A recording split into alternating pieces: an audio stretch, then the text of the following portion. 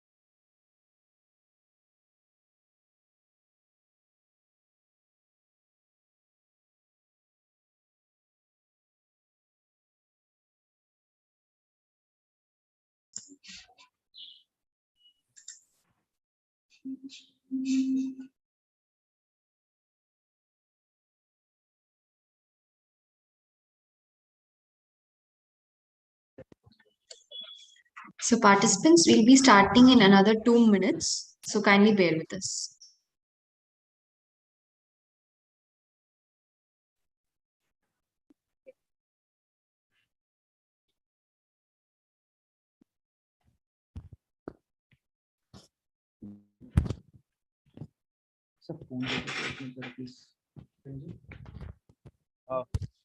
Am I visible? Hello. Yes, sir, you're visible. Audio is fine? Yes, it is fine. Perfect. So let me know when we can start. Sure, sir.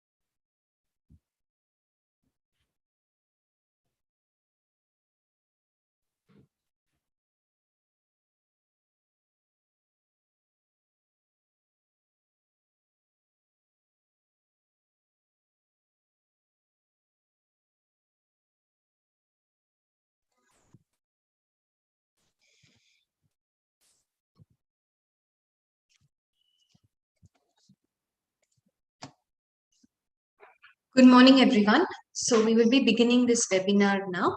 I'm your host for this session, Juwairiya, and I would like to welcome you all to this session. It is part of this one-week faculty development program on outcome-based education organized by Institute for Engineering Research and Publication in association with United Innovators, Asia Pacific Association for Dental and Oral Health, Krishna Institute of Dental Sciences, and New Horizon College of Engineering. To say a few words about our organizer IFERP, the Institute for Engineering Research and Publication is on its way to digitize innovation processes through our professional networking services and thus providing an integrated virtual scientific community, mutual engagement, exploring potential of researchers, creating a cooperative and collaborative academic environment. Moving on, this outcome-based education is a part of the faculty development program that has been developed by IFERP, and some of the benefits are as follows. It brings clarity among the students and teachers. Every student has the flexibility and freedom of learning in their own pace. There is more than one method of learning. It reduces comparison among the students as everyone has a different target. It completely involves students taking responsibility for their goals. This FTP has 14 sessions with 2 sessions per day, and today, the 28th, we have 3 sessions planned for you. We have 14 eminent speakers who are subject matters on their respective fields. So today is our 7th session. It is based on outcome-based education as applied to economic diplomacy. Our speaker is Manpreet Singh, who is the president of the Indian Chamber of International Business. Before I invite him to take the spotlight, I would like to summarize about him and his background. He has been instrumental with various government and private bodies for promotion of bilateral trade and commerce, international trade and exchange in various sectors including footwear, apparel, agriculture, engineering items, media and fashion. He specially focuses on MSME companies. His education includes business management from IIMB, chemical engineering, mechatronics, paint and coating specialist, chem informatics and intellectual property certification as well. He has a very wide variety of work experience and has served in different roles, starting from CEO to owner, representative, and managing director as well. He has a lot of social commitments and has held a lot of positions over the years. Presently, he is the president of the Indian Chamber of International Business. Sir, it is an honor to have you with us, and we are really looking forward to your informative session. Kindly go ahead, sir. Thank you so much. First of all, I would like to thank you for having me here today to speak to all the students and the faculty. It's a great pleasure and honor to know that the academia is doing so much to interacting with the industry and the development of the education system, and also for the faculty development. So it is indeed a great honor and a pleasure for me to be here with all of you today. I'm going to be talking about the outcome-based education when it comes to the role of economic diplomacy. Well, education, as you all know, is one of the most important and fundamental aspects of any individual across the globe. But education in itself, the basic education, cannot be applied to practicality as in the world today. So we're going to see how outcome-based education, what is the outcome, what is the results that we're looking at, and what is the use or end use of the education that is being imparted in the system today. So these are some of the items that we are going to be discussing today. In my role as advisors of certain universities, of the industry academic programs, of the I2E centers, being with certain universities has taught me a lot when it comes to the industry academic interactions. So these are the things that need to be really focused. What is the requirement of the industry today? What is the actual need of the education? Now, thankfully, the education system is evolving quite a bit, although slowly but steadily and from strength to strength. So this is something that we have to consider. And of course, the NEP 2020 changed a lot when it comes to India's education system. So these are the things, these are the roles that need to be understood, and how the students, the faculty, all the stakeholders in India's education system evolve and understand and benefit from these roles and changes. When you're talking about economic diplomacy, let me first explain what economic diplomacy is all about. So economic diplomacy means basically using economy or economic related issues for development of international relations and to showcase India on the global platform. So that is what is the mean of the economic diplomacy. We find that the government, of course, does its role in diplomacy, economic diplomacy. We have our Indian missions, but as an individual, as a student, as a faculty, as an institution, what should be the role and what should be the benefit when you talk about economic diplomacy? You know, a lot of people ask me, what has economy and economics got to do with education? But I generally say it's everything, because at the end of the day, education is also a business. We fail to understand that, we fail to recognize that. But education systems, the education imparting, the entire ecosystem are also businesses. Yes, it is a noble business, but definitely it is part of an ecosystem. So this is what you have to understand. So how does economic diplomacy help education, and what is the role of outcome-based education when it comes to economic diplomacy? In my role across various organizations, it is seen that you get to interact a lot.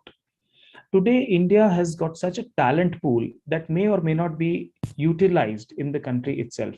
We find that some of the top positions of the world are taken by Indians, let it be IT industries, let it be political scenarios, let it be industries, let it be anything. They are taken by Indians or Indian origin people. So that it is that what says that India's education system is very fundamental. It gives you the adaptability, it gives you the learnings, and it helps a person evolve and grow to such an extent that you can excel in any field across the world. When you're talking about outcome-based education, this is what we need to impart. See, we have to understand that imparting education not necessarily means for the student. It also means for the faculty, it also means for the management of an educational institution. For example, we talk about partnerships. Today, most Indian universities and colleges are looking for foreign partnerships, for global partnerships. That can be to adapt their educational curriculum, the programs, have joint programs, have learning sessions, have partnerships. These are the things that are becoming more and more global. We fail to understand that there are more than 200 countries across the world. But when you come to about education and you think about how the education system is tied up with the Indian scenario, well, you would say that for 4 or 5 countries in CIS are doing the medical education, US, UK for higher studies and engineering, Australia. Like, you can count the number of countries in your fingertips. But we fail to understand that Africa is one of the biggest market for an Indian education system. The Africans have been studying in India since decades now, if not centuries. So India's education has been very robust. So this is where the role of economic diplomacy comes into play. First, when you approach a country or a region, you have to understand the basics of their culture, and it's all about people to people contact. The more we study how people interact with each other, the more the strength increases for the people to people relations. So, this is what makes all the difference. When you talk about economic diplomacy, the result or the outcome of what we are looking for is multifold. The first being partnerships with educational institutions. Second, partnerships between students. Students from one country interacting with students from the other country, sharing their experiences, having exchange programs. Learnings from the mistakes the developed world has done and the developing world might do. So these are the things that we need to learn. There are various continents. There's Africa, there's Europe, there's South America. South America has been traditionally considered far, but in the last few years or so, we've seen that it's not that far after all. It's easy to go to the US, then why not South America? What makes the difference? The language. They are basically Spanish speaking countries or Portuguese speaking countries, and English might not be the language of convenience. So that is what, when you talk about economic diplomacy and education, which needs to be outcome based. So this first thing is where we need to have awareness about languages. For example, the French-speaking countries in the world, in Africa alone, stand to more than 20. Russian-speaking countries are nearly 15 or 16 in the Central Asian scenario. Then we have the Spanish-speaking, like I mentioned, the Portuguese-speaking. So when you remove these languages, where the other language is the predominant one, half the countries out of 200 go out of the picture. So when you talk about outcome-based learning, well, languages play a very important role. And it's not only to go through everything in a language. You don't need to be a language expert. You need to have a working knowledge of a language. For example, educational institutions can come out with business convenient languages. For example, something that a basic course can offer to their students in Spanish, business conversations, daily conversations, short courses, a month, 2 months, 3 months, and those who are interested to pursue can always pursue further. But this is something that needs to be done. I mean, many schools since eternity have been teaching French, but to no outcome.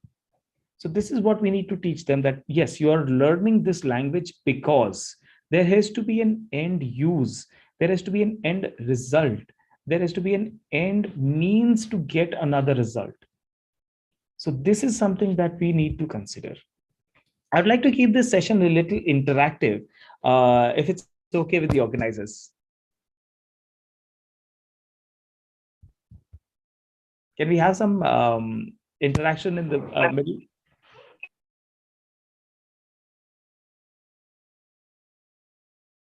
Okay. Anyway, so what we would like to say is we need to be more and more practical. We need to understand how things are. Sorry, I can hear you. Yeah. Okay, you can hear me?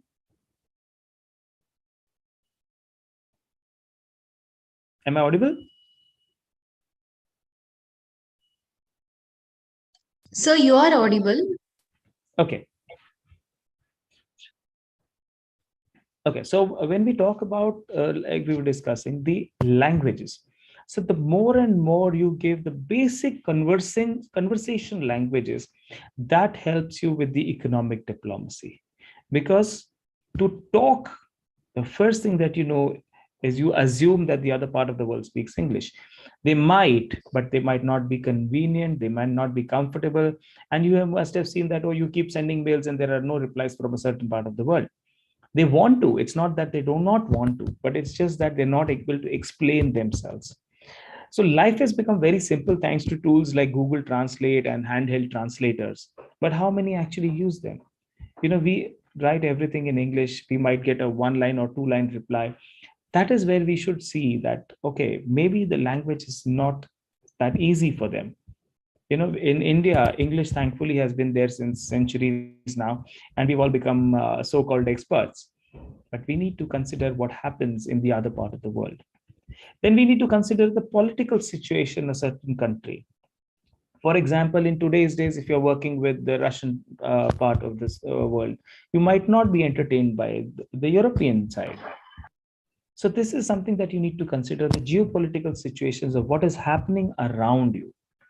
So this is what is called outcome based. You need to be aware of your surroundings. You need to be aware of what is happening in the other part of the world, and what is going to be the effect on your education, your systems, and your businesses. So when you come about imparting education for economic diplomacy, yes, the first thing is you need to understand the language part of it, the conversational language, which might not be a detailed grammar, but basic conversation skills. Then you move on to another aspect. The moment you've conquered the language barrier, or you have entered the language barrier, if I may say so, how do you take it on to the next level? That is where the people to people contacts come handy. That is when you need to consider that, yes, now it is time to reach the people, the institutions, the students. What about job possibilities? In India today, getting a job is not that easy. There's high unemployability. That is the reason we are pushing entrepreneurship. Entrepreneur is a person who can do anything, anywhere, if you ask me. If you're an entrepreneur, you're a one-stop shop. It's as simple as that. So what is stopping you from going to the other part of the world and doing the same thing? Because if you're ready to take a decision, if you're ready to take a risk, you can do it anywhere in the world, where maybe where there's less population, maybe where there is less competition. So the world is a very big place. We fail to understand that.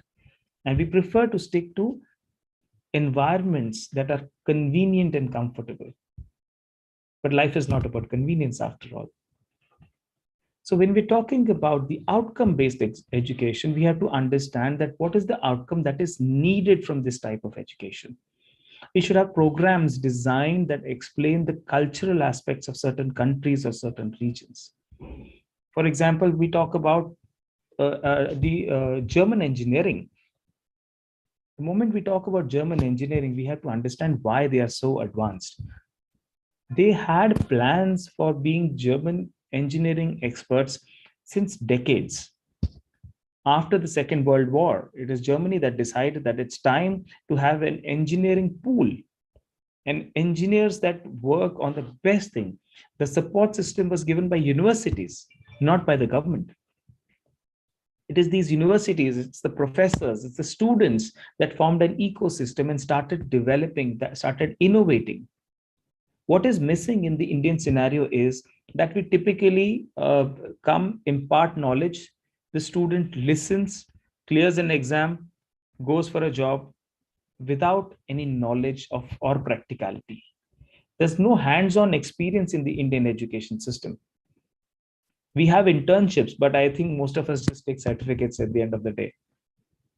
There has to be an evaluation mechanism. There has to be, maybe instead of just having 1 day in a week in the final year, instead of that, you can have a full year or 6 months, 100% training at an institute, at a research facility, at an industry.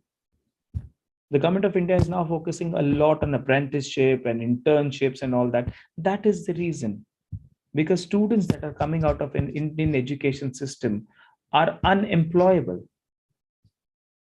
Because what is needed, what is the relevance of the requirement of the industry is not being taken care of. The courses are changing, but not with the times. By the time you have a textbook on artificial intelligence or machine learning, it takes 5 years to get a textbook out. And in the second year, the technology is redundant. We are still teaching C++ in our schools and colleges. Where is it in terms of practicality? Where is AI? Where is ML? So this is what is needed. We need to partner more and more with industry organizations like the Indian Chamber of International Business, like NASSCOM, which impart the skills which bring you closer to the industry and global industry. The moment you have the word global in the picture, things change, perspectives change completely. This is what is needed when you look at how to go about things. I do not generally have a presentation. I don't share a presentation. I prefer, like I said, to keep it interactive. So if anybody can put it maybe in the chat box also, how many institutions here who are there are tied up with industry bodies or industry associations or industries for maybe research or for internships or for trainings? If you can, somebody, if they can answer, or you can put it in the chat box, that would be really nice.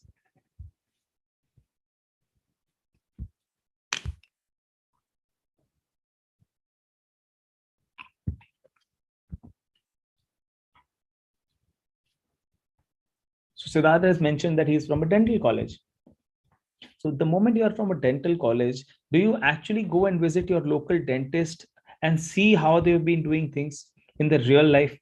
Even when you are in the first year, we don't do that. We just wait for our final year when our internship comes or apprenticeship comes, or when we are forced to do something rather. No, we do not do. Or do we even go and, a first year student, does he even go online and see what are the new materials that are coming in the dental technologies? So these are the things that we really need to understand, that outcome of a product is what is the most important thing. This is what we need to see. So first year student, for example, should be told to research, to see. This is the faculty's responsibility to tell them that, oh, see what are the latest research journals, what is happening in the world of dentistry or cardiac surgery or engineering. A lot of things are happening, a lot of things are changing. And we assume that they are difficult. They might be unconventional, but they might not be difficult. How often does a chemical engineer work with a doctor to produce a new suture, for example, or a new dental material? At the end of the day, it's the chemical engineers who create the materials required for dentistry. But the application of that or the problems that are faced has to be told by a dentist. So this is something that we have to understand. And we talk about economic diplomacy. This is where I'm talking about. How does an Indian engineer approach a German dentist? It is for the Indian education system, it is for the universities, it is for the institute to have this ecosystem. I'll give you an example, a personal example. I was studying in Amsterdam in the year 2001. I was doing my chem informatics. And the first thing that we were told is that we have a tie-up with Shell. And if you want to do any research or materials research, or you want to see how things are happening, you can tell us and you can go and visit the Shell factory or the Shell Research Center and see how they're doing things. This is what is needed in India. And I'm talking about something 20 years ago. Imagine where they have reached today. So this is something that we need to focus on and increase this thing.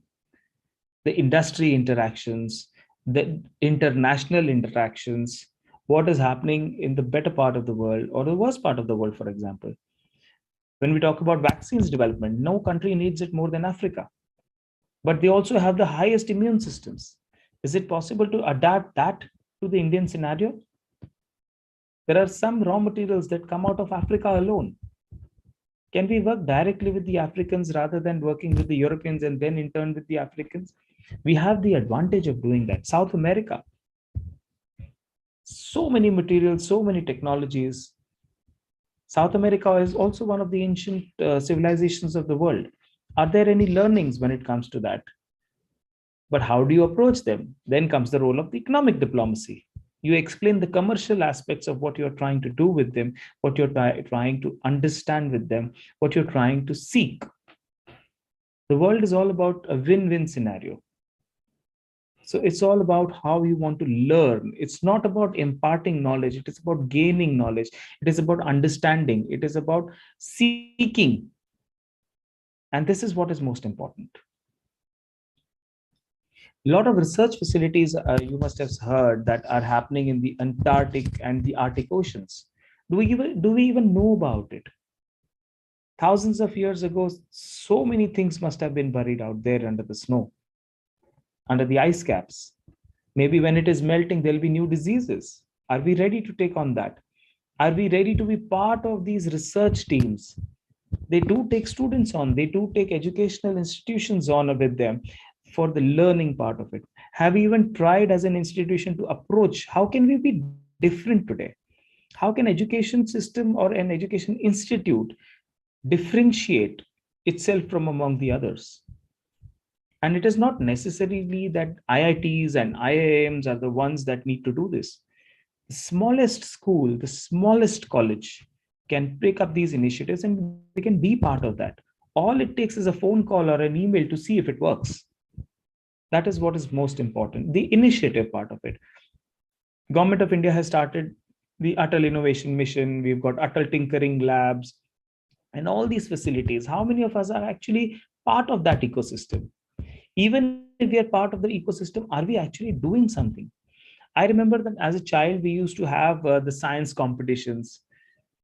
25 years ago or 27 years ago, I remember we made a prosthetic arm, which was robotic in those times.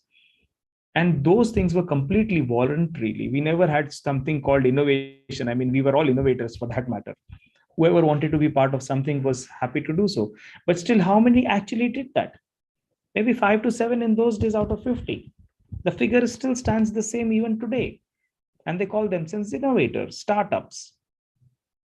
But there's more awareness today. So initiative comes from within. No institute can force you. No organization can force you. It has to come from within. Some of the largest supports that I had in my life were from my teachers and from my HODs. They supported me and my class, my classmates, for any kind of learnings. So that is what should differentiate one professor or teacher from the other. The institution support, of course, is necessary. So my advice is, whenever your students or teachers want to experiment, let them do so. What is the worst that can happen? That is what, we have to understand the worst case scenarios. So this is something that we need to learn. And that is where, again, I repeat, outcome-based education. That's what we're talking about. Education is important. Imparting education to the right people is more important. The right education to the right people is still more important. We need to see what the industry needs. We need to see what is needed around us. Rather than, for example, there was a person who went to a gardener's shop and he said, I want to buy a gold jewelry. Doesn't work. Similarly, a garden goes to a gold shop and says, I want to buy some mud for my plant. Doesn't work again. See what is needed and where, and that is what matters. So this is something that we need to understand. And the moment we take the whole scenario international, that is where the role of economic diplomacy comes. Why would another institute, another student body, another research institution partner with you? It's all about economics. It has to be win-win. They also need to gain something from you. There have to be financials involved. Otherwise, there's just a document, an MOU you sign and you keep and you forget. You need to move beyond that. You need to cross the cultural barrier. You need to cross the educational barrier. You need to cross the language barriers. And these are the things that we need to be more focused on. The more and more we talk about globalization, internationalization, you need to narrow down. Like I said, there are 200 countries plus in the world. You cannot approach them all. It doesn't work. You need to see what is where and how it is going. For example, if I talk about Canada, for example, all the institutes that I say who want to partner with Canada will look at the top five Canadian institutes. Can you imagine thousands of Indian institutes sending email to 5 colleges or 5 universities and saying we want to partner with you? It will never work because they will also want to tie up with IITs and IIMs. There's a niche everywhere. We need to find that niche. We need to find our bracket. Medium institutes grow faster when they are paired with other medium institutes.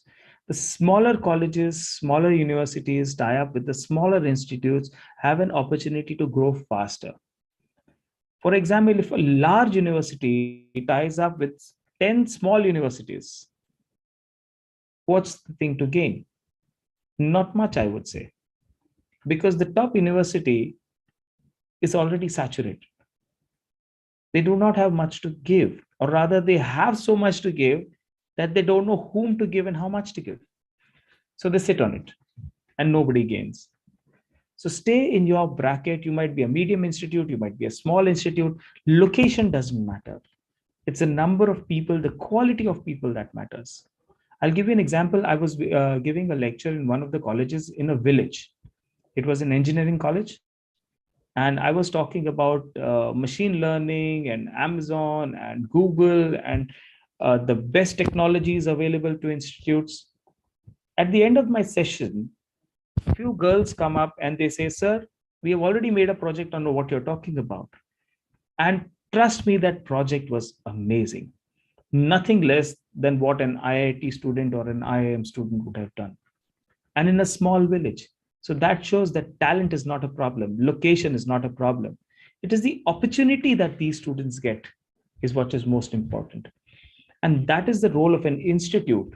And that is the role of an organization, how support has to be given. So these are the things that we need to understand. These are the things that we need to give to a student, to a faculty, to an institution, the tools to empower themselves. This is what is needed, the focus. I would like to ask a question again. How many students or faculty here have approached foreign institutions for any kind of support on their own, not with pressurized from their institute or peers or anything, on their own? How many, if anybody can answer this question, either unmute or chat box or anything, I'll wait for 5 seconds.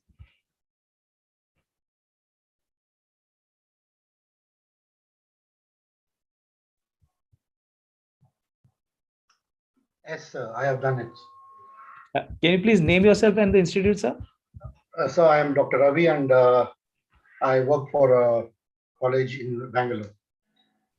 Thank you, Dr. Ravi. So we need more people like you who have done that. So for example, you can see more than 30 people here today. Many more listening later on. How many actually doing these kind of initiatives? Very few. We need to do this all the more. I would like you to inspire other people in your institute, sir. Yeah, sure. So, and any kind of support that is needed from the industry or from the government. Today, things are different. Everybody wants to help in one way or the other. It's all about cooperation. Everybody has something to gain. Everybody is looking for internationalization, globalization, developing their own skills, developing their own abilities. Everybody wants to do that. How else would you differentiate yourself? But it is the initiative that matters. And hats off to you, sir, for trying that out. Yeah. But, So yeah. But the problem now is what they expect is entirely different from what we have. So the problem now is they are willing to come forward, but the thing is the infrastructure, the technology, and the present situation doesn't sound feasible enough to have a joint venture with them. So that's a worrying factor. Actually not. I would say that is the first thing that any institute or any student would face, because that is the reason why we are talking. If we had whatever they had, then we would not be talking. Exactly, correct. So it is very simple. So what happens is the moment you encounter such issues, you take one of them and you start to improve. You cannot improve everything. You cannot have infrastructure in a day. You cannot have technology in a day. but you can have conversations in a day. So you can tell them that, yes, we are at this level, we are having these facilities. Let's start at the smallest point, the maximum common factor that we have. Let's start with that and not with the least common factor. So you can start at that level, you can move on, you can take it to the next level. Infrastructure grows over a period of time. You can always explain that to him. And the first thing that we need to tell the other institute or institution or a professor is that we are talking to you because we want to improve, we want to learn. And for that, what is it that you would want from us? And that is what needs to be understood. So there are certain times that funds become a problem, which they always will be. Trust me, even the IITs and IIMs have a problem for funds. So it's not something unique. Some have the smaller requirement, some have a higher requirement, but we also need to understand there are a lot of funds available with a lot of institutions, organizations, governments that give funding for innovation, for development, for infrastructure. We need to search these institutions that are sitting on these funds. There are a lot of foundations. There are these top industries. That is the reason industry academic tie-up is very important. When you go to Cambridges of the world, or when we go to Oxfords of the world, all these universities, institutes have buildings dedicated to companies, individuals, and organizations. It is not for the name. They pump in funds in these institutes. So we need benefactors and we need to run after these benefactors. And thankfully, we have a good CSR system which can be tapped for the education world, for the infrastructure, for the capabilities. We need to tap that. We need to have proper documentation, and that works perfectly fine. You can approach international companies, international organizations, which would be happy to increase their presence in India and create awareness. The student of today is the consumer of tomorrow. This is what we need to explain to them. We are 1.3 billion and slated to be 1.5 very soon. So I think that's a good enough entry level strategy where you can begin with. So that is the reason where we have economic diplomacy. When you see what the benefit of economics and the benefit of diplomacy, when they're put together, how to take advantage of the internationalization of the world and the globalization of the world. And we do not have to think about competition anymore. The new world is called co-opetition, cooperative competition. You compete with each other, but you also cooperate with each other. In olden times, somebody might have called that cartelization, but that's in case if you are too big and you're trying to do that. But on the learning curve, cooperative competition is something that you all gain from. It's a win-win situation. And that is what we need to realize. We need to focus more and more on the abilities of our own self, our institutions, and our student capabilities. Give them the ability to learn. There are many who want to go abroad. Tell them that, okay, yes, if you find this kind of institute, if you find this kind of a cooperation, maybe you would get a chance to get there. While you're studying, you can still do that. I did my specialization in cheminformatics in Amsterdam while I was still in the final year. My institute gave me a leave of 3 months so that I could go and study there. So all you need to do is ask, and I'm sure the institute or the professors would agree.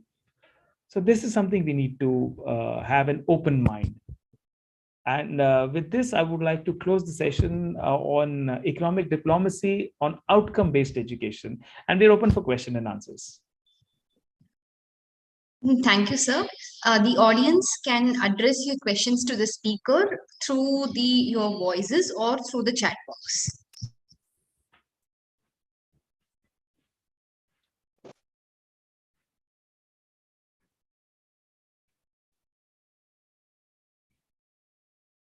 Looks like either everybody understood everything or everybody was on mute and doing their daily chores.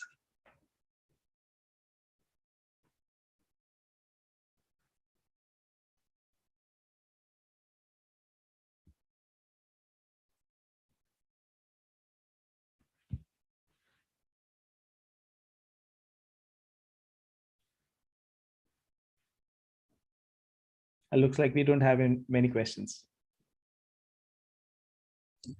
Audience, once again, you could address your questions through the chat box or you could unmute and ask the speaker as well. We do have a few minutes left in the session.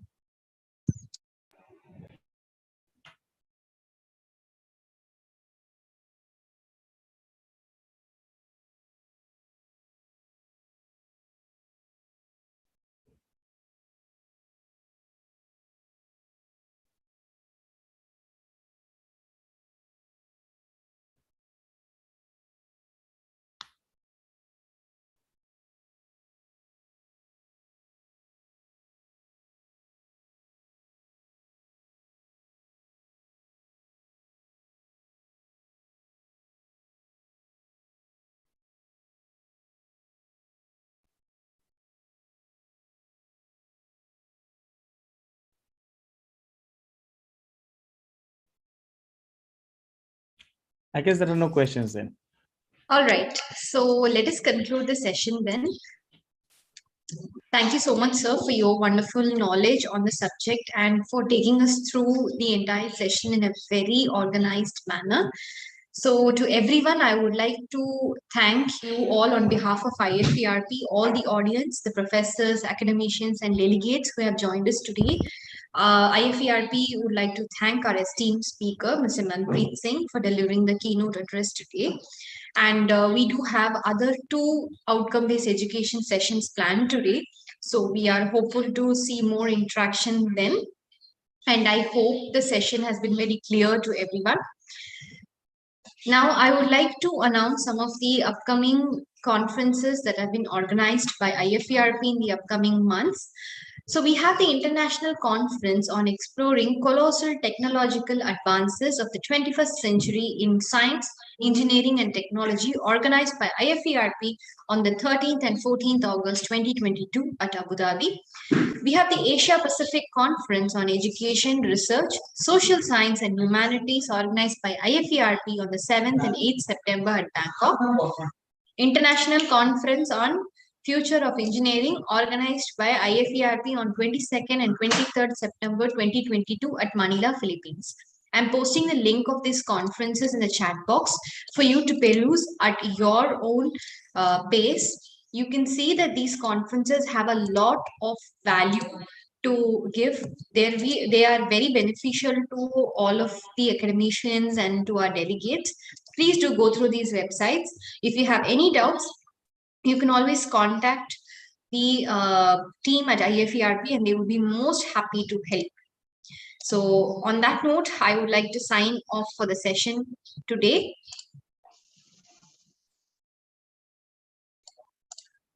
So let me just give a small reminder to everyone that is present. We have our next session planned from 1 p.m. to 2 p.m. Indian time, and we have the next session from 4 p.m. to 5 p.m. Indian time. So please do note the time. We have a session from 1 to 2 p.m. and another at 4 p.m. to 5 p.m. Please do join us without fail. There are lots more sessions like this that are coming up. Please do not miss this opportunity. Thank you so much. I will meet you later on that day.